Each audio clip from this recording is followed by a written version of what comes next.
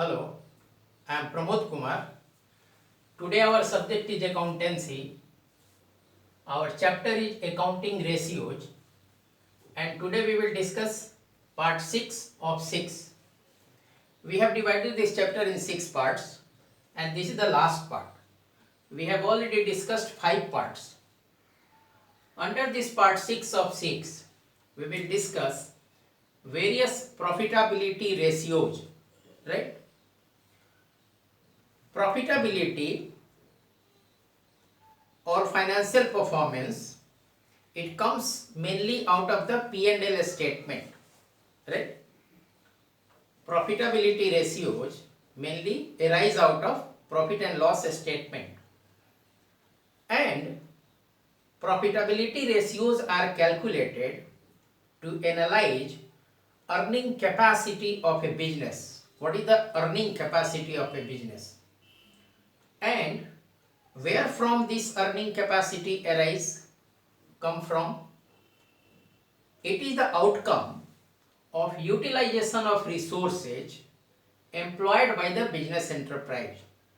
Suppose resources given to a business enterprise are not utilized efficiently, then profitability ratios will be low. If they are utilized efficiently, profitability ratios will be high, right? So first we will discuss gross profit ratio, right?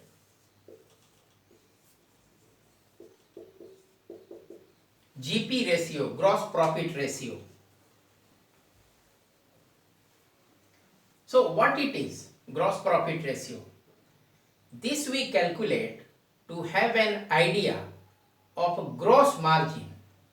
What is the gross margin of the business that we are conducting? And it is calculated as gross profit upon net revenue of operations. Gross profit upon net revenue of operations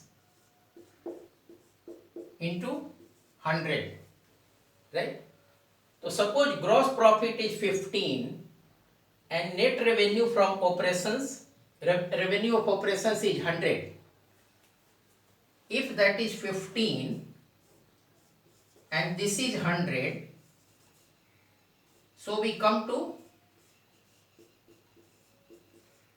15% of gross profit margin, right?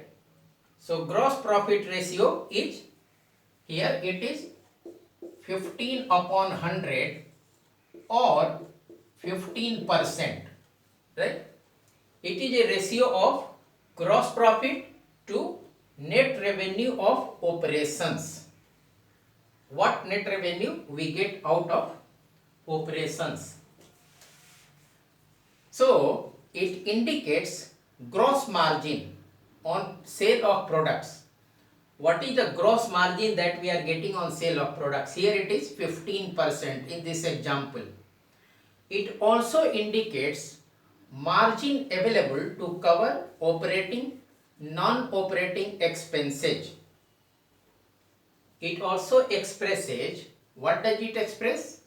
Margin available to cover operating and non-operating expenses both, right? High ratio is a good indicator. A high gross profit ratio is a good indicator, and a low may not be that good an indicator of gross profit of the business enterprise.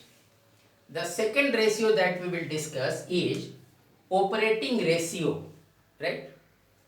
Now, what is operating ratio?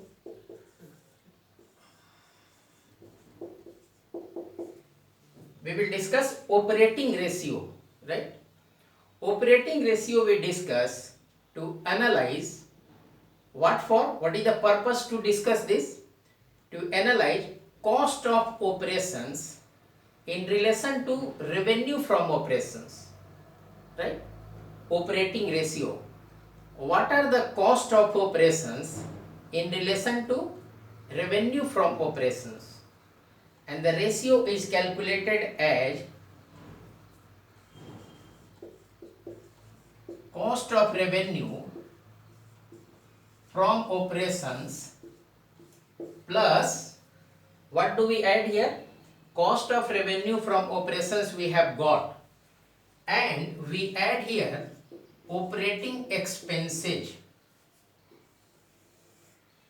and divide by net revenue from operations, right? Net revenue from operations into 100, right? Operating ratio, here we analyze cost of operations in relation to net revenue from operations, and the formula is cost of revenue from operations plus operating expenses upon net revenue from operations into 100, right? Suppose cost of revenue from operations is 70, operating expenses are 10, and net revenue from operations is 100. So what do we get here? Here we get 80 upon 100 into 100. So 80% or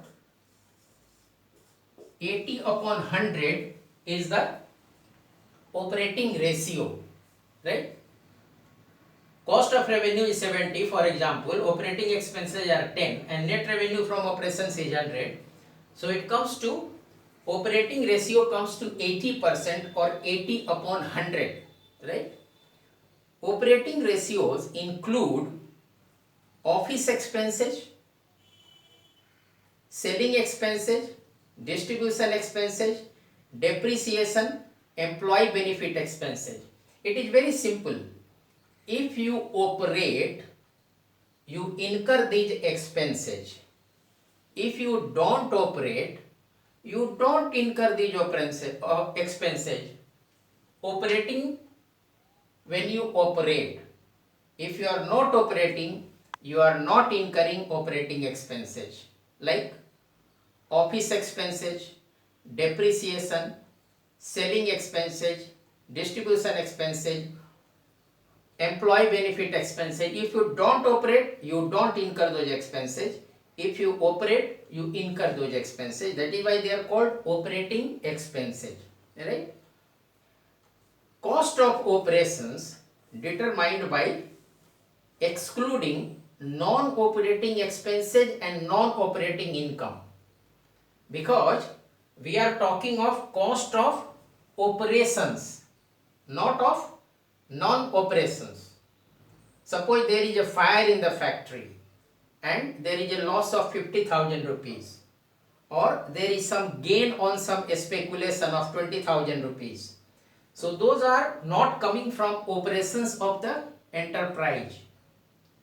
Those are not operating incomes or expenses, right? So cost of operations is determined by excluding non-operating incomes, non-operating expenses, right? So we have discussed two ratios. Now we go to the third one. Third ratio is operating profit ratio, right?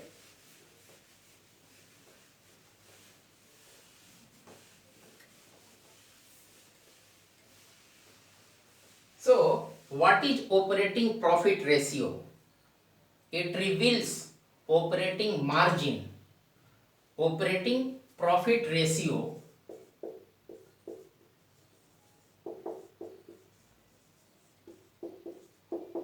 it reveals operating margin, and to take it out very simply, 100 minus operating ratio.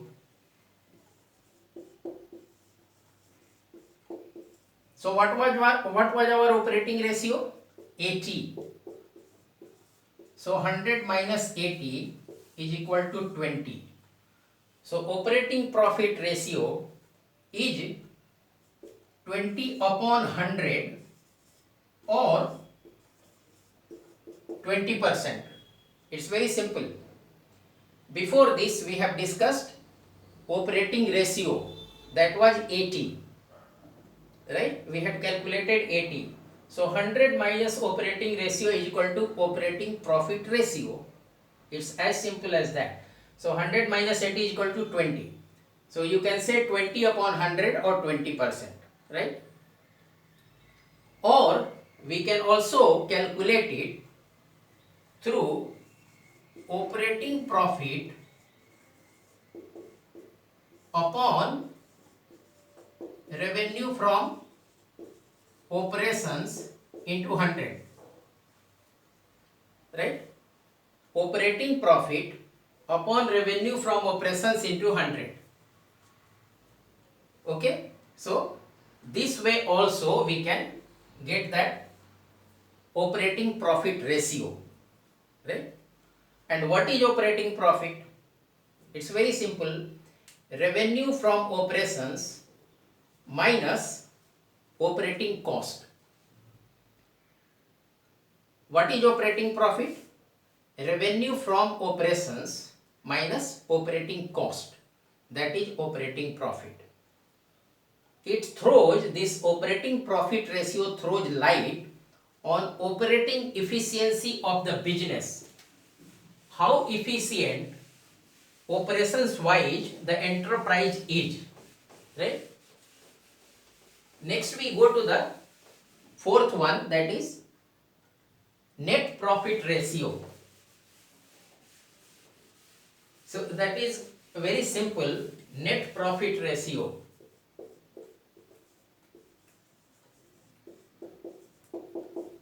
Here what is the relationship? It measures net profit margin in relation to revenue from operations. It measures net profit margin. What is the net profit margin in relation to revenue from operations? It reveals profitability. What is the profitability of the operations of the enterprise business, right? It is a main variable. Net profit ratio is the main variable in computation of return on investment. If I have invested 1 lakh rupees somewhere, what is the return, right? It reflects overall efficiency and it is significant for investors. Investors would like to know what is the net profit ratio. If net profit ratio is very low, investors will be reluctant to invest. If it is good, investors will be tempted to invest in such business enterprises, right? And as the name itself goes, it is calculated as net profit upon revenue from operations into 100. So suppose net profit is 10, net revenue from operations is 100. So what do we get? 10% or 10 upon 100. Both are the same things. So net profit ratio is 10% or 10 upon 100. So now we go to fifth one, return on investment or return on capital employed, ROCE. Return on investment, ROI, or ROCE, return on capital employed. So we know what is the capital employed. What is that? Total assets minus current liabilities, net assets, capital employed, right? So ROCE, return on capital employed. What is that? It explains overall utilization of resources or funds by business, whatever funds have been entrusted to the business, how the overall utilization is being made by the business enterprise, right? So this is calculated as profit before interest tax upon capital employed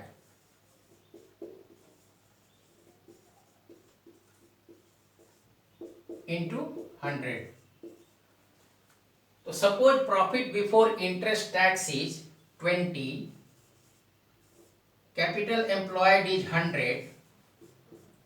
So what do we get? ROCE of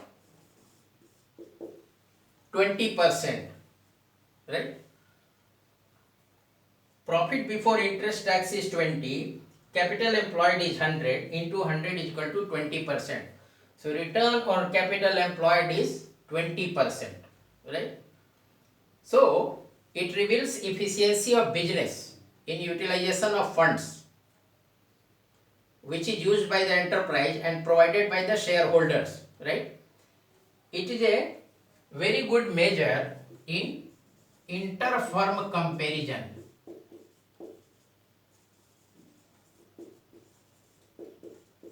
See, if I need to invest 1 lakh rupees, I would like to know in which company to invest, and for that I will make inter-firm comparison, and I will also consider return on capital employed.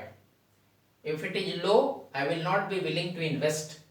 If it is good, I will be willing to invest, right? Then next one we go to return on net worth, right?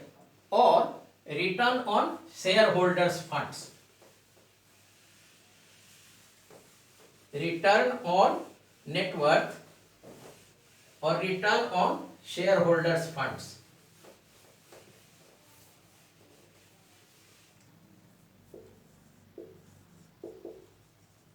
Return on shareholders funds, right? It is important from shareholders point of view because they want to know whether their investment generates a reasonable return or not. If I am going to invest 1 lakh rupees somewhere, I would like to know as a shareholder whether my investment will generate reasonable return or not, right? And how it is calculated? Profit after tax upon shareholders funds into 100. Return on shareholders funds, how it is calculated? Profit after tax divided by shareholder funds into 100. Suppose profit after tax is 15 and shareholder funds is 100. So what is the return on shareholder funds? 15%. Just hypothetical example. Hypothetical. PAT is 15, shareholder funds is 100. So return on shareholder funds is 15%. Next we go to earning per share, EPS. So what is earning per share? EPS, we call it EPS, earning per share. Profit available for equity shareholders, right? It is important from equity shareholders point of view. They want to know what is earning per share in this company for this set of shares, and how it is calculated. Profit available for equity shareholders, profit available for equity shareholders upon profit available for equity shareholders upon number of equity shares.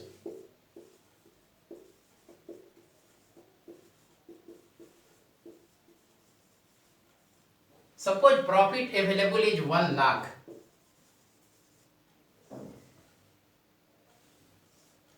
and number of equity shares is 50,000.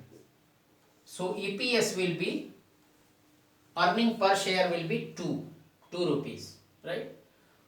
Profit available for equity shareholders is 1 lakh rupees and the number of equity shares issued is 50,000. So earning per share will be 2 rupees, right?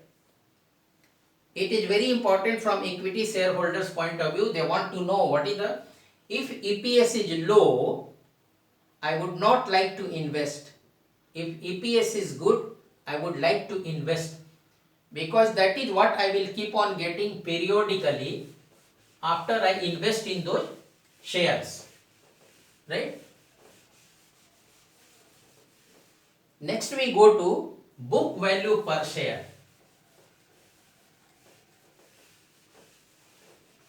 What is book value per share?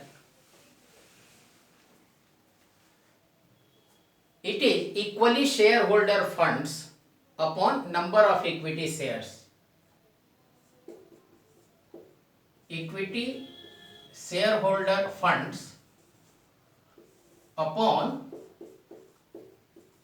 number of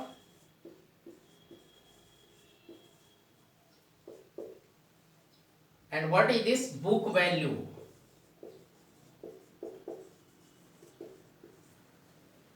Book value per share.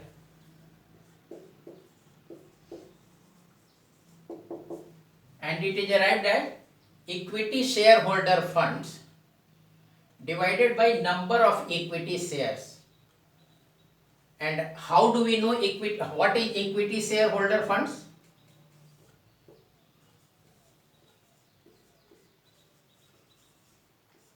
Is equal to shareholder funds minus preference share capital. Shareholder funds minus preference capital, right? Out of the shareholder funds, if we deduct preference share capital,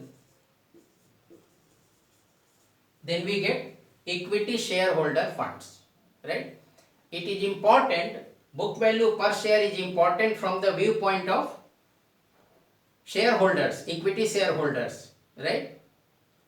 It gives us an idea about value of our holding. If I am holding 100 shares of X company, 50 shares of Y company and 25 shares of Z company, so I need to know what is the value of my holding.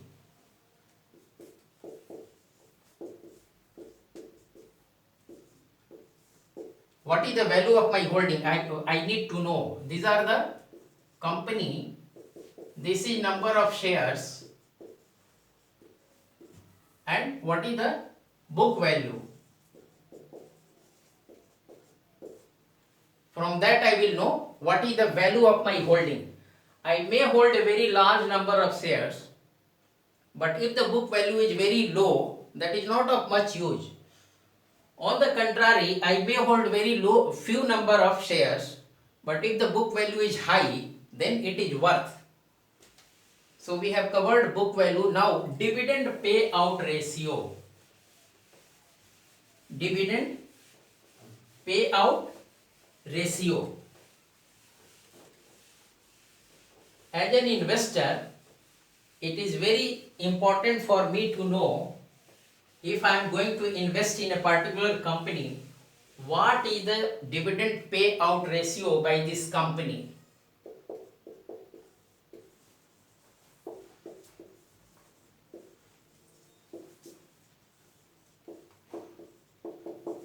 Right? What is the dividend? See, there are two words, dividend payout. It refers to proportion of earnings that are distributed to shareholders. Proportion of earnings that are distributed to shareholders, right? And it is calculated as dividend per share upon earning per share.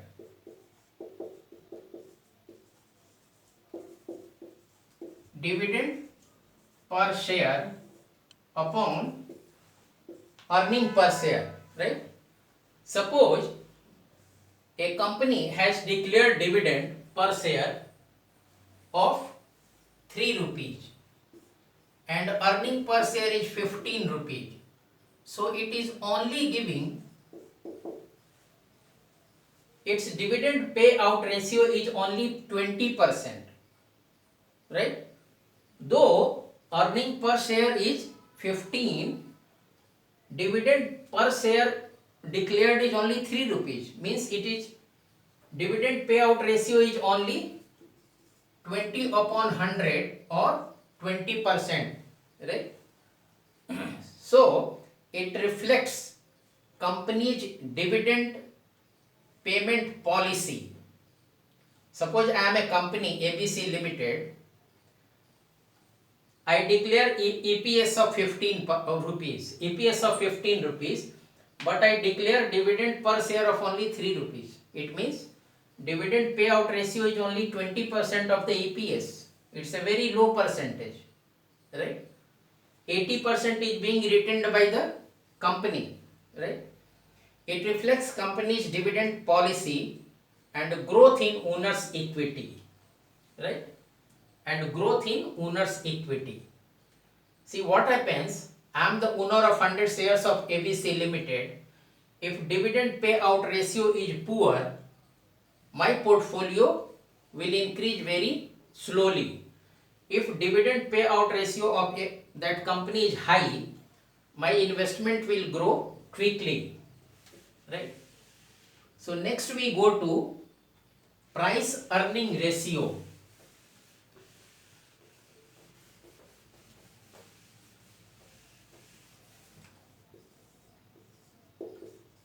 Price earning ratio, right? What is price earning ratio? It is, how it is calculated, market price of a share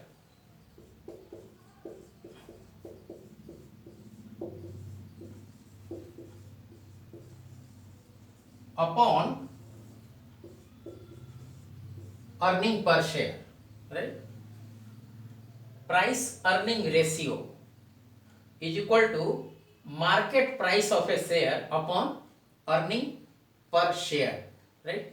Suppose market price of a share is 100 rupees and earning per share is 5 rupees. So it comes to 20. Price earning ratio. Market price is 100, earning per share is 5, so it comes to 20. It reflects investors' expectation.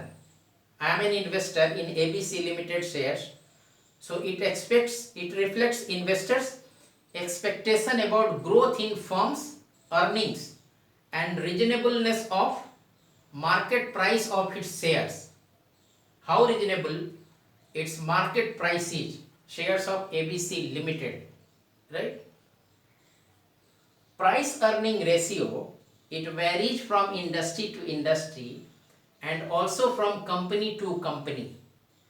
It's not that in one industry price earning ratio will be between 10 and 15. No, it varies widely. And company wise also, it will not be that it varies between 15 and 20. It varies very widely, right? And it is also based on investor's perception of future. What the investor perceives about the future. What future? Future prospects of this company, right? About which we are talking. So, what we have done? Under accounting ratios part 6 of 6, we have discussed profitability ratios. And there are 10 ratios which we have discussed. Gross profit ratio, operating ratio, operating profit ratio, net profit ratio, return on investment ROI or ROCE, return on capital employed ratio, return or on net worth or return on shareholders fund ratio, earnings per share which we call EPS, book value per share, dividend payout ratio and price earning ratio, PE ratio, right? I hope you found it easy to understand. In case of any difficulty, you may please approach on my email ID which will be there at the thumbnail to the video. Thank you very much.